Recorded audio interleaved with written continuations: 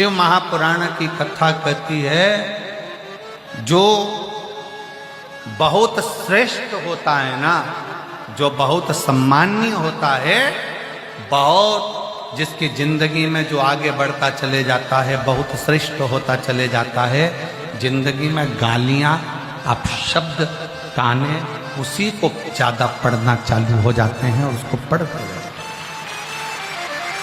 अच्छा एक बात बताओ, सब लोग उत्तर दीजिएगा जरा। बमूल के पेड़ में कोई पत्थर मारता है क्या? जम के बोलो जरा।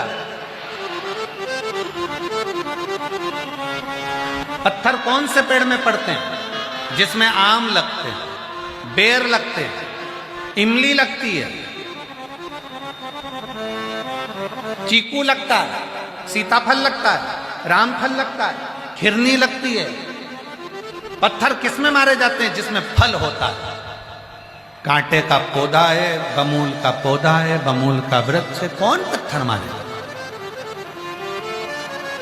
पत्थर जिसमें फल लगा हुआ है, फलों से जो भरा पड़ा हुआ है, पत्थर उसी पर मारे जाते हैं।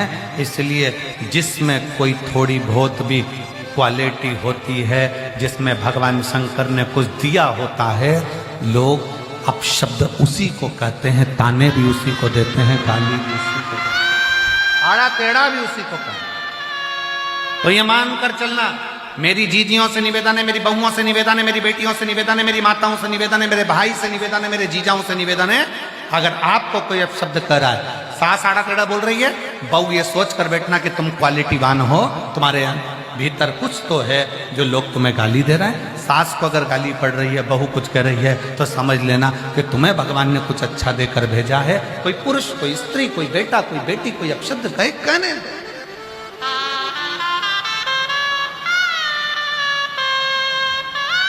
तुम तो भगवान के भरोसे चलते जाओ। हम तो बाबा के भरोसे चलते हैं।